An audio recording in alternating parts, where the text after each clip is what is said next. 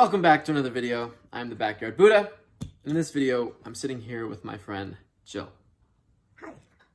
You can follow Jill at Wonderful World of Jill on Instagram. In this video, we're going to talk about people pleasing, what that is, what that looks like, why it happens, the detrimental effect it's having on your life, and most importantly, the mostest importance, how to fix it, how to change that, how to let it go. So Jill, what does people pleasing look like to you? I think really people pleasing it's putting your own happiness behind the happiness of other people. And you don't realize it sometimes at the time, but it is super oppressive.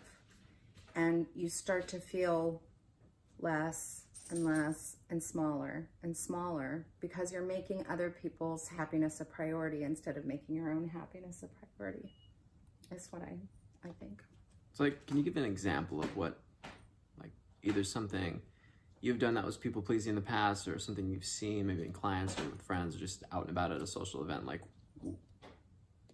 Give an example of people pleasing. Okay. So recently I was traveling. I was in Montana, and a very good friend of mine had asked me to go to the theater there in Montana and take a picture of a dedication brick that belonged to somebody that he had loved very dearly many years ago.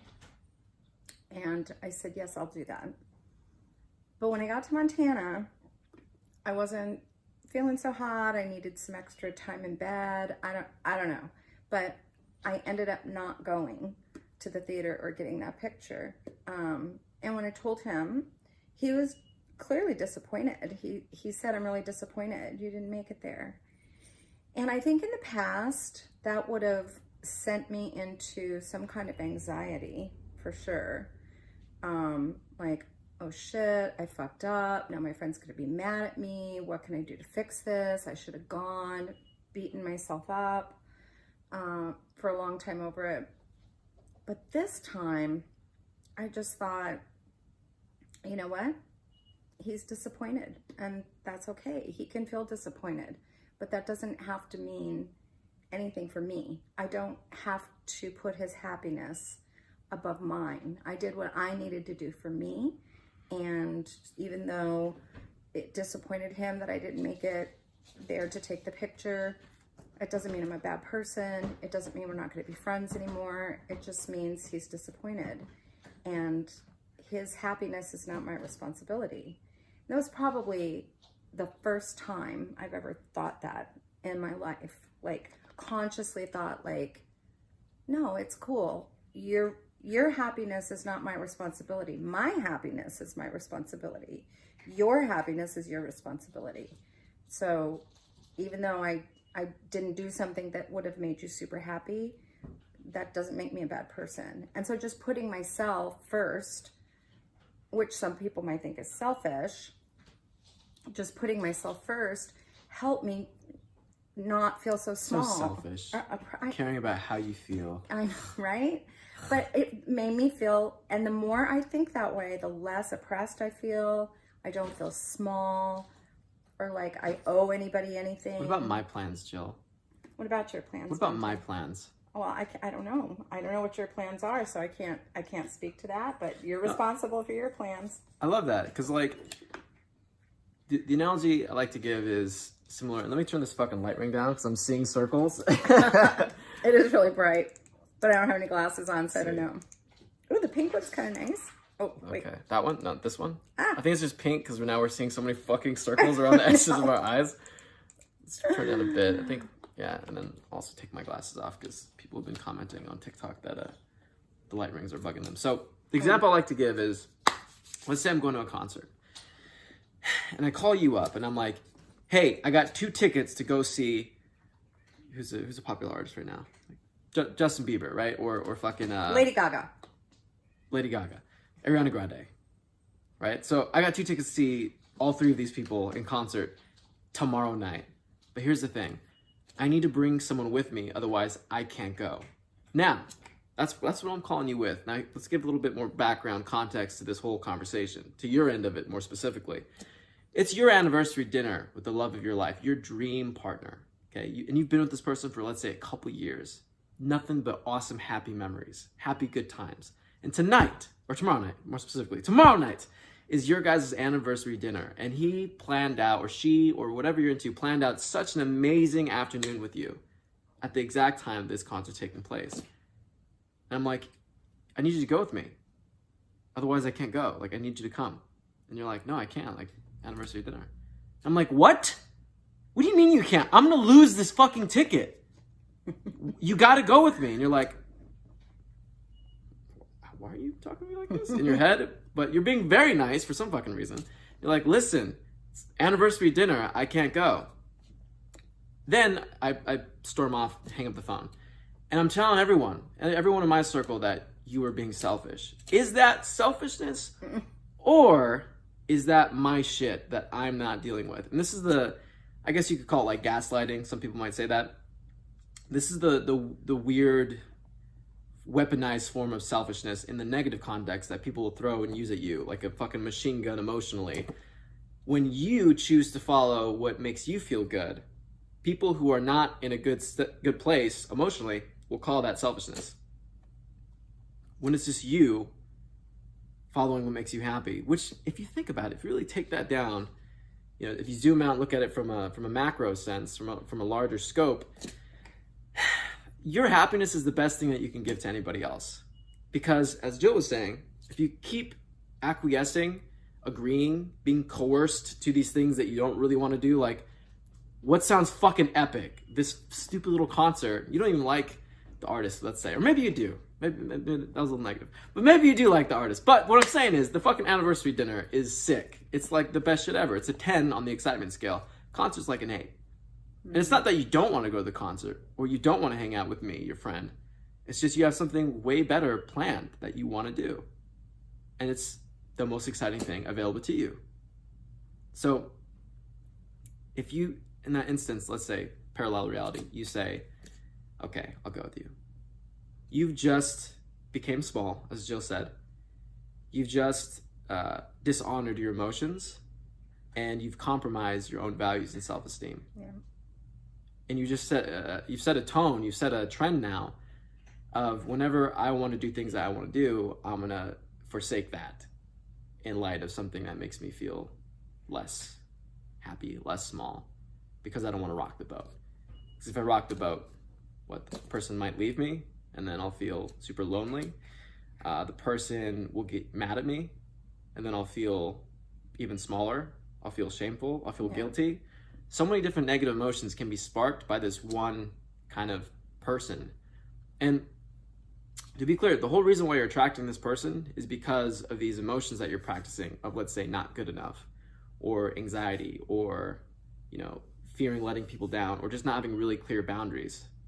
Feeling for some reason that, be it abandonment stuff, again, being alone, like you don't feel comfortable setting a boundary and like picking the thing that feels most exciting to you. And this is super, super important because in a similar fashion, if you say no to the thing you really want to do in light of something that kind of makes you feel like shit in comparison, you're getting smaller, you're not honoring yourself. But if you go the other way and go, no, like I'm picking the thing I really want to fucking do.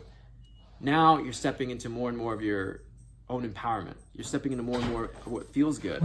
And the people who you, let's say, pick to go to the anniversary dinner, me, like there's two versions of me here.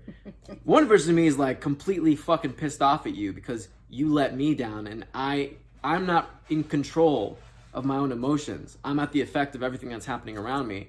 I can't just go, oh yeah, well she can't go. No big deal. Or he can't go. No big deal. So I'm gonna go do the next thing that's available to me. There's that person who gets pissed off, but there's the other person who's just like, oh yeah, no worries. Catch you on the next one. And it's the type of people that you're attracting into your life. That's like the different, you know. What's going on? Is it live? I mean, it's recorded. I'll edit that. Okay. Well, I don't have anyone else to ask, but do you think I should cut my hair like here? Or dye it blonde? Blonde? Wow. Both? Yeah? Both? Should I leave it long and blonde or cut? I don't know. I do some really funky cut, like, That's how I feel. and then right dye now. it blonde. Yeah. Do it both if you can. Oh, okay. Oh, Get exciting. bangs, too. Exciting. Awesome. Well, I can't wait to see. Let me hold in person. That's awesome. Bye. See you later. Bye. So 2 different types of people. And you got to ask yourself, what type of people are in my life? Like my current social circle, my current friends, which version of that is, are they? And to be fair, like we all have moments where we're both of these people in our lives, but dominantly, what's the dominant state that person is in? Are they cool when you pick your own stuff, or they're not cool? That's the first thing to ask. And the second thing to ask is, why am I attracting people like this? And I guess another thing to ask is, why do I feel so uncomfortable saying yes or telling them no, right? Why do I feel so uncomfortable letting that person just talk instead of going, hey, it was really great to meet you. I'll see you later. Hey, nice shirt. I got something I got to go to though. And like being okay saying that, because you realize that life is so much better when you're following what makes you feel good. And that should be your dominant priority, because anything other than that, you're compromising yourself. Yeah, for sure. And I think too, it's like, this is a great friend of mine, that, very important in my life. And I don't feel like I attracted him into my life because of anything. I think people, generally speaking, sometimes they won't even voice their disappointment or their upset. So I was pretty appreciative, actually, that he was just kind of able to say, oh, I'm disappointed. He didn't say, I'm disappointed in you.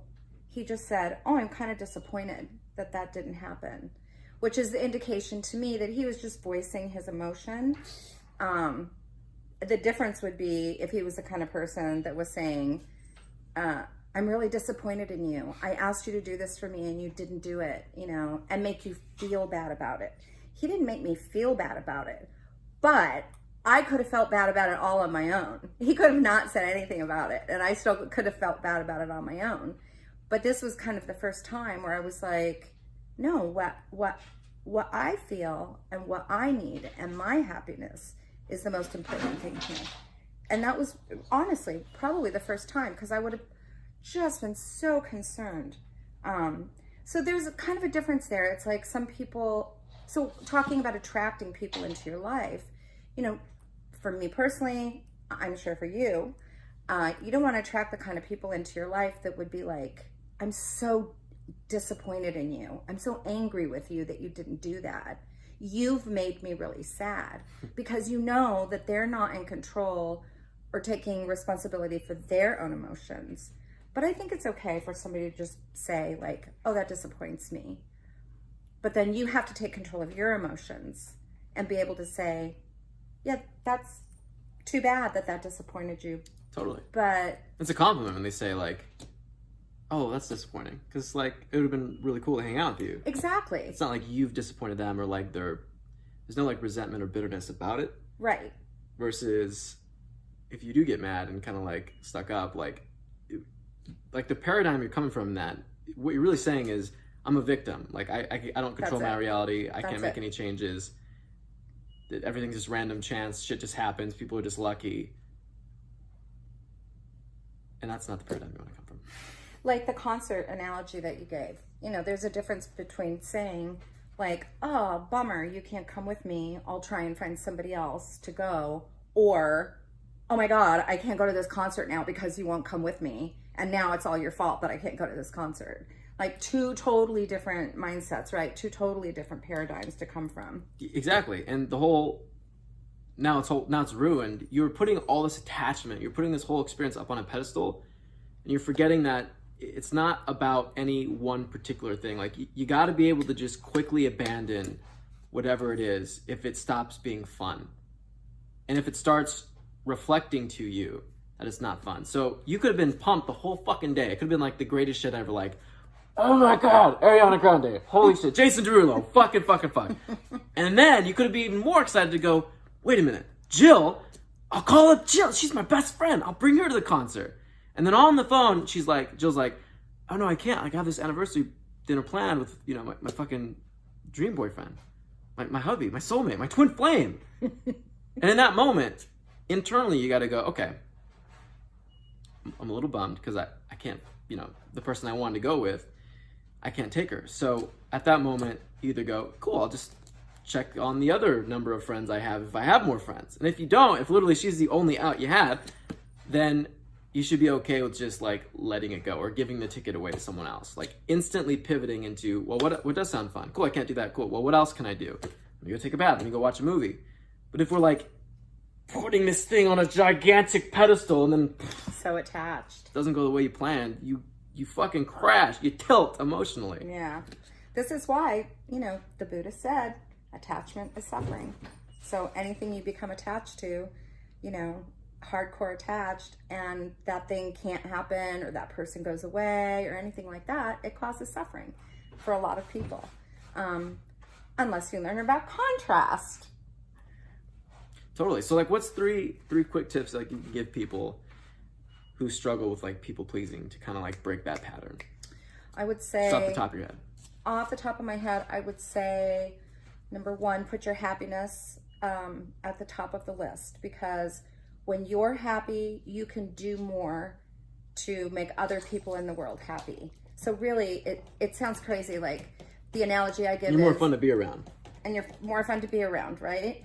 But the analogy I would give is like, people that really want to make a lot of money just so they can buy stuff versus people that want to make a lot of money so that they can give back more, right? So your happiness is a currency, and the more happy you are, the more you're fun to be around, the more you can serve others, and the more you can spread that happiness so that hopefully there's more happy people in the world. And real quick before we move on to the other 2 points, because I want to. I don't know that I have 2 other points. We'll see what comes out. We'll see what flows out. But like, I think this is a good point, because some of you guys watching this, you might fall into this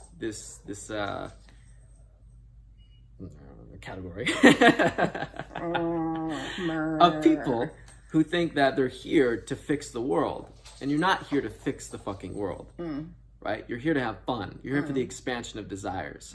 So if one of those desires is to help people, and it's coming from an inspired place that is literally like going to the concert or anniversary dinner, the most fun thing at your disposal in any given moment, then cool. Then help the person. But your whole existence isn't here to like serve. Can you have fun serving? Totally. I tweeted last night, it feels so good to help people, but it feels even better to be doing what you love. Like, it should just be a bonus that you're helping people, right? You're here to have fun, like, period. End of story. Yeah, and if helping people is fun for you, and that is your highest excitement, then dope. Like, you know what you're here, and you know what you're about, and that's awesome. But we're not here to save the world. Yeah. Nobody's here to save the world, and nobody should be putting other people's happiness above their own. That 100%. just can't happen. So tip number 1, as Jill's saying, is put yourself first. Put yourself first. Because the whole pattern of, like, when you do the reverse of that, you're making yourself small. By putting yourself first, you're almost like that Disneyland ride where you get into the log and you go down, like, the water, and it's like... Oh, Splash Mountain? Splash Mountain, yes. Or fucking Space Mountain. Any one of those mountains with the roller coaster ride. They're all fun. So similarly, if you're putting yourself first, what does that mean? If we, like, really distill that, what is that saying? It's saying, in any given moment, ask yourself, what's the most exciting thing I could be doing right now?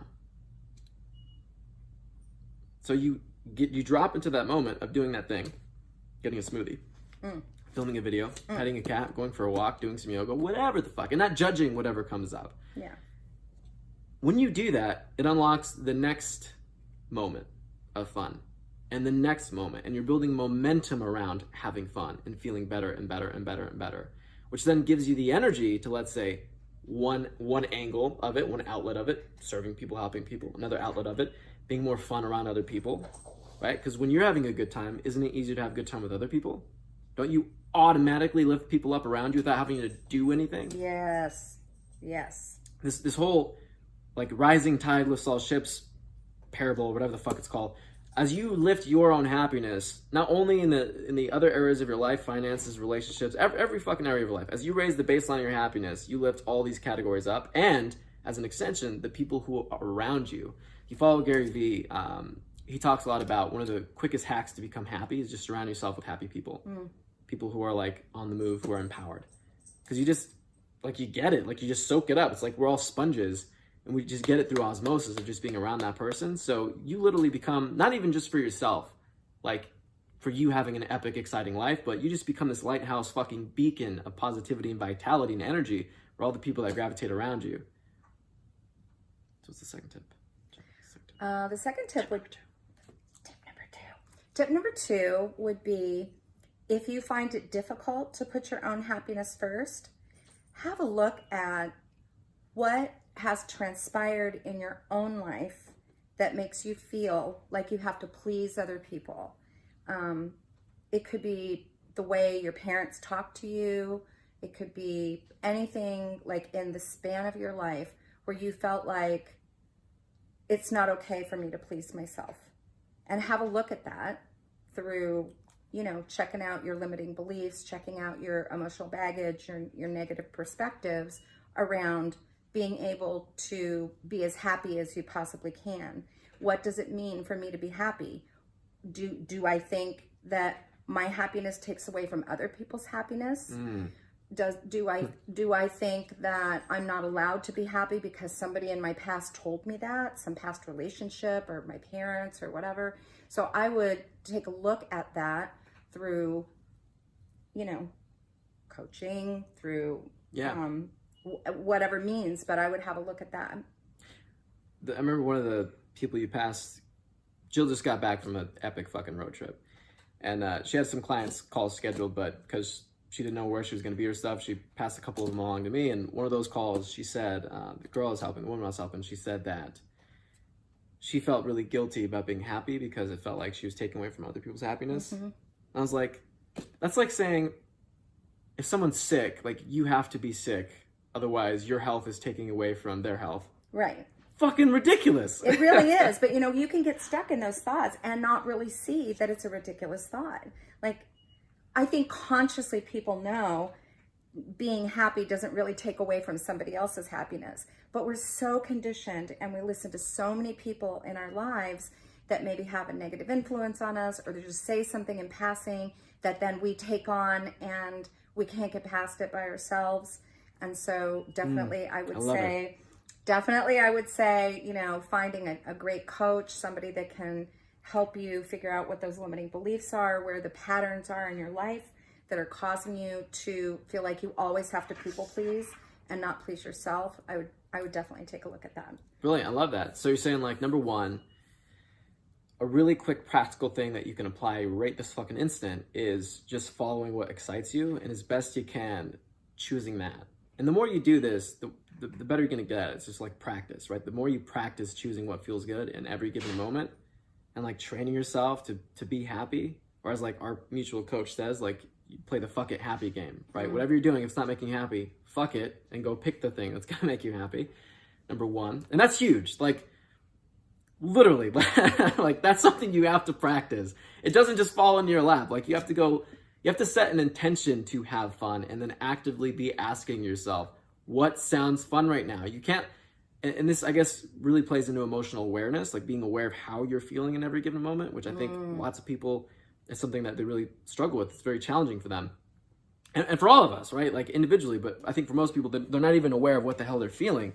So really becoming aware of how you're feeling in any given moment, and then shifting and deciding, choosing, let me pick the thing that's most beneficial to me emotionally. What's the thing that's going to give me, and if you can't like reach for something or grab something that's like exciting, if excitement's too out of your ballpark, then reach for relief. I talked to someone who was just like so fucking sad. We did a little bit of clearing work, which is referencing point number two, which I'll get to in a second, but we did a little bit of clearing work and we kind of shifted some stuff for her, but she was still hanging on to a lot of sadness and stuff.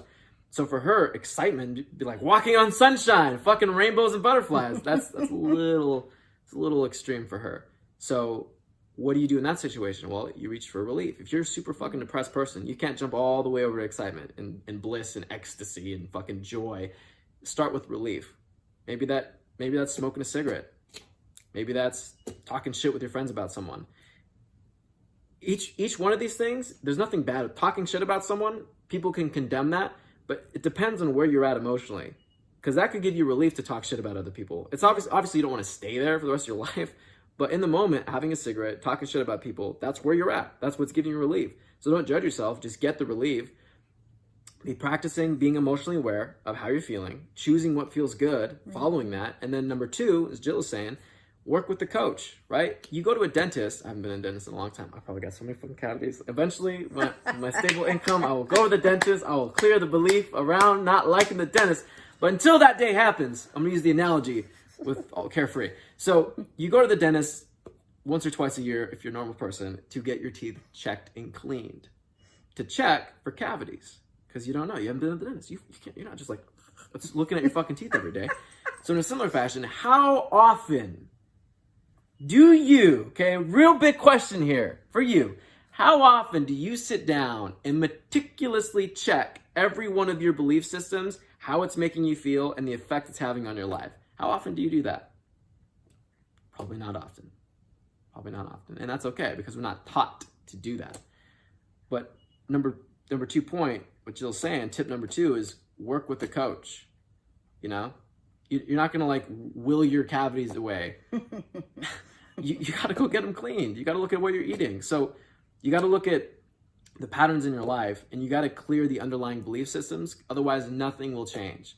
You could follow your excitement and bliss all you want. You could be getting all the relief in the world. And over a 10-year span, the more you do that, you're going to incrementally get better and better and better. That's no doubt. No doubt about that. But it's like the way I'm kind of seeing it in my head, it's kind of like if you've ever done math. So in math, there's like, you have a 3 and then you have that little tiny 3 at the top right. And it's like the power, like 3 to the power of 3 or something. Yeah. So it means 3 times 3 times 3. So let's say you have 15 belief systems right now that are super negative. Maybe like 7 of them that are really positive, or 300 of them, but the 25 are really fucking you up. Point being, you have some number, X number of negative belief systems.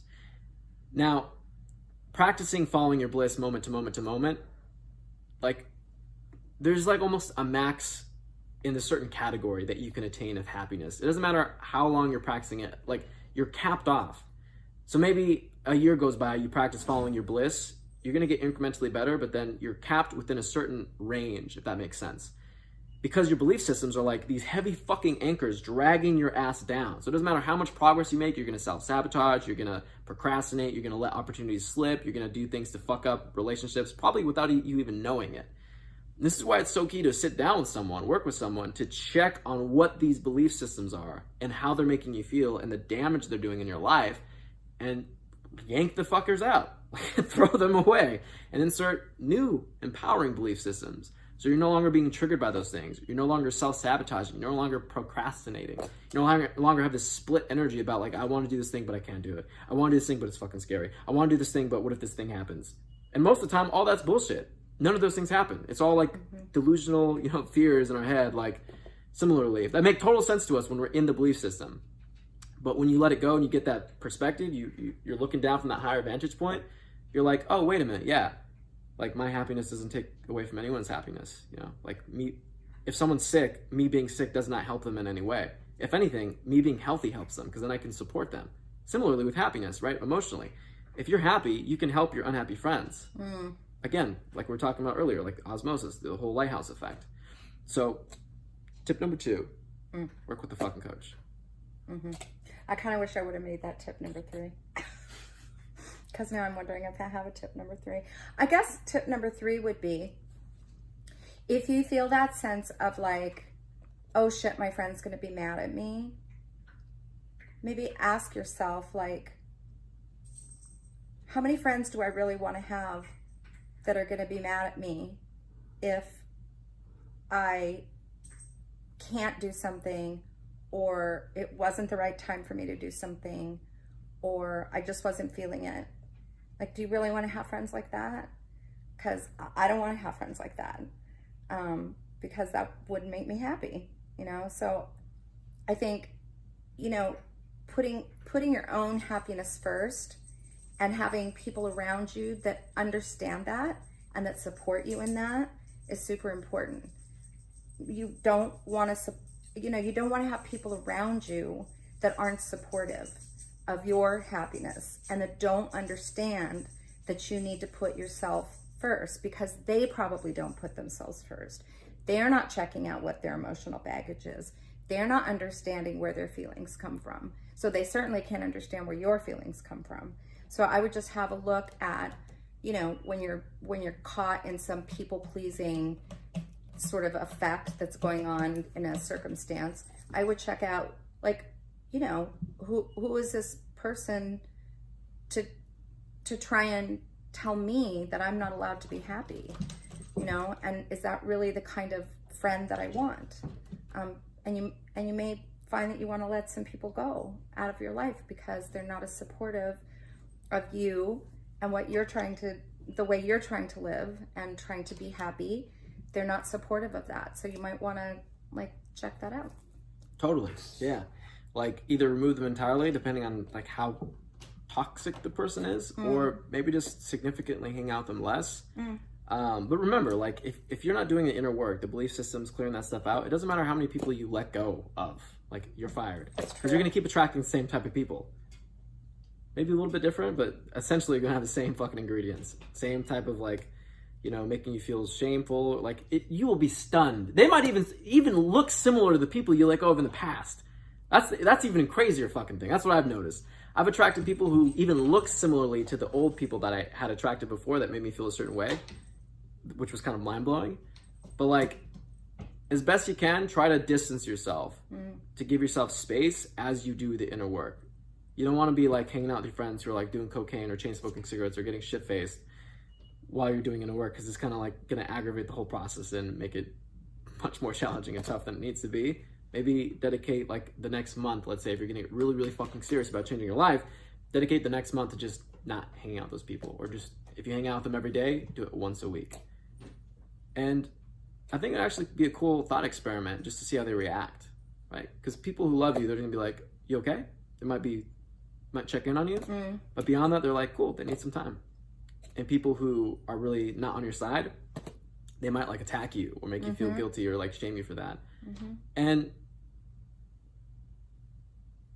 the intent with this isn't to pick those people apart. Understand that they have their own belief systems and they're on their own journey, and they might be dealing with some shit that is, like, you might have been their only source of happiness. So it's kind of like a big compliment that they're acting that way, because they're trying to keep the person that makes them feel good and hold on to them for dear life, and that's the only way they know how to kind of, like, it's kind of like when a mom, she, like, yells at her kid, she's like, go clean your room, I love you, go clean your room.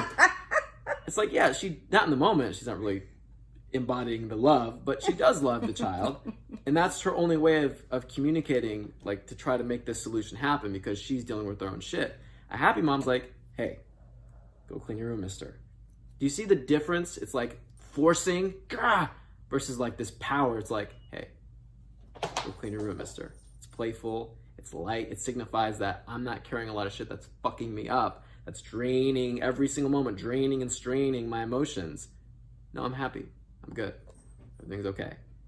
So don't blame your friends for how they're acting.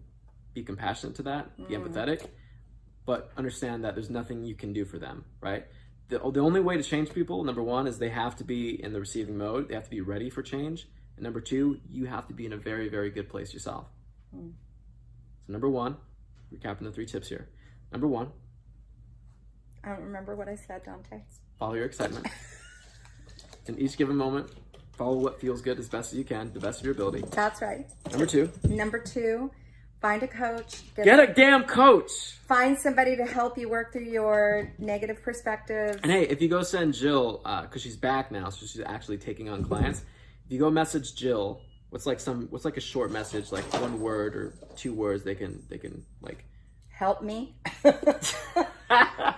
Yeah, go message Jill at Wonderful World of Jill on Instagram right now. The 2 words, help me. Help me. And she'll schedule. She'll schedule you into her calendar, and book a first. What do you do? Like a? I do a gift like call. A gift call. Yeah, I do a gift call. And what's that look like? What do you typically get out of a gift call? A gift call would be 30 minutes, and we would go through an attraction point audit which goes through different parts of your life, current situation as well as past situations, to see where there's patterns of dominant negative emotion. And then we find out what your 1 to 3 dominant negative emotions are. And then past that, we would work together to schedule time to do something called a belief tree, which is to figure out why you have those dominant negative emotions and how you can clear them. And clearing them, letting them go. And clearing them. Yeah, Awesome. letting them go. So they just have to send you a DM, help me at Yeah. Wonderful World of Jill. Help me at Wonderful World of Jill. Awesome. So guys, make sure you do that. And I'm also going to pin the top comment in the description. I'm going to pin her handle so you can click that and it'll take you to her Instagram profile. Nice. Make sure to send her a help me. Send her a DM if you're serious. Nobody's like, if you're fucking around, then like just like the video and like go on with your life, and we love you and thank you for watching. But if you're serious about changing your life, go send her a DM because she's brilliant. Aww. She's working with top like elite fucking coaches. She's dished out money to get coaching from these coaches. She's on her shit, on her grind. She's an amazing fucking person and she's a great coach. So go take advantage of that. And with that being said, thank you so much for watching this video. We love to have you. Yes. Don't people please, okay? Put yourself first. You deserve to be happy.